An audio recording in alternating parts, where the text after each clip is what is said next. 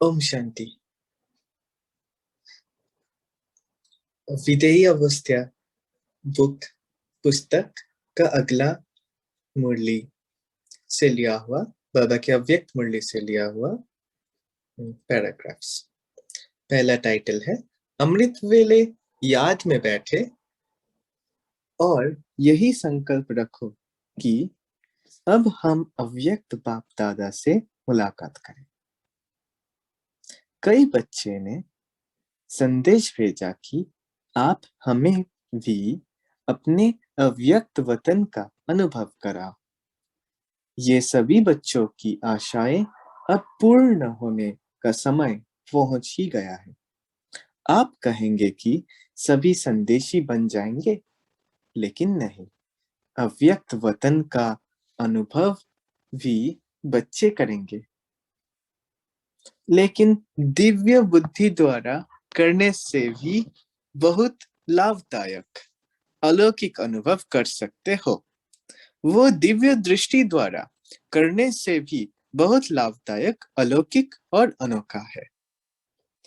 इसीलिए जो भी बच्चे चाहते हैं कि अव्यक्त बाप से मुलाकात करें, वे कर सकते हैं। कैसे कर सकते हैं? इसका तरीका सिर्फ यही है कि अमृत वेले याद में बैठो और यही संकल्प रखो कि अब हम अव्यक्त बाप दादा से मुलाकात करें। जैसे साकार में मिलने का समय मालूम होता था तो नींद नहीं आती थी, और समय से पहले ही बुद्धि द्वारा इसी अनुभव में रहते थे, वैसे अब भी अव्यक्त मिलन का अनुभव प्राप्त करना चाहते हो तो उसका बहुत सहज तरीका यह है। अव्यक्त स्थिति में स्थित होकर रूह रिहान करो तो अनुभव करेंगे कि सचमुच बाप के साथ बातचीत कर रहे हैं, और इसी रूह रिहान में जैसे संदेशियों को कोई दृश्य दिखाते हैं, वैसे ही बहुत गुह्य गोपनीय रहस्य बुद्धि योग से अनुभव करेंगे। लेकिन एक बात ये अनुभव करने के लिए आवश्यकता है, कौन सी मालूम है? अमृत वेले भी अव्यक्त स्थिति में वही स्थित हो सकेंगे जो सारा दिन अव्यक्त स्थिति में और अंतर्मुख स्थिति में स्थित होंगे।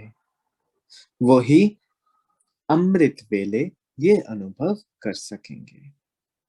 अमृत वेले भी अव्यक्त स्थिति में वही स्थित हो सकेंगे जो सारा दिन अव्यक्त स्थिति और अव्यक्त स्थिति में और अंतर्मुख स्थिति में स्थित होंगे।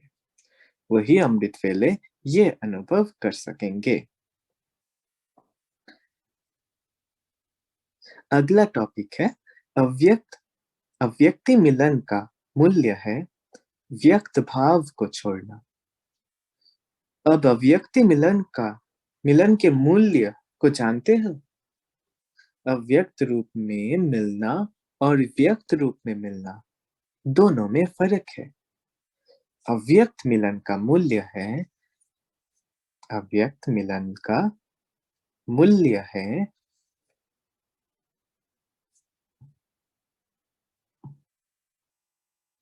व्यक्त भाव को छोड़ना।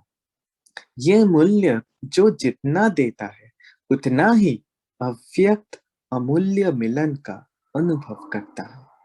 अभी हर एक अपने से पूछे कि हमने कहाँ तक और कितना समय दिया है। वर्तमान समय अव्यक्त स्थिति में स्थित होने की ही आवश्यकता है। वर्तमान समय अव्यक्त स्थिति में स्थित होने की ही आवश्यकता है, लेकिन रिजल्ट क्या है वो हर एक खुद भी जान सकता है, और एक दो के रिजल्ट को भी अच्छी रीति परख सकते हैं। बाबा कहते वर्तमान समय अव्यक्त स्थिति में स्थित होने की ही आवश्यकता है, लेकिन रिजल्ट क्या है वो हर एक खुद भी जान सकते हैं, और एक दो के रिजल्ट को भी अच्छी रीति परख सकते हैं। इसलिए अव्यक्त स्थिति की जो आवश्यकता है उसको पूरा करना है। अव्यक्त स्थिति की परख आप सभी के जीवन में क्या होगी वो मालूम है? अनेक उनके हर कर्म में एक तो अलौकिकता और दूसरा हर कर्म करते कर्मेंद्रियों से अतीन्द्रिय सुख की झलक उनके हर कर्म में देखने में आएगी, जिससे मालूम पड़ेगा ये व्यक्त में होते अव्यक्त स्थिति में स्थित है। और एक बार बाबा कहते हैं उनके हर कर्म में एक तो अलौकिकता और दूसरा हर कर्म करते कर्मेंद्रियों से अतीन्द्रिय सुख की झलक उनके हर कर्म में देखने में आएगी।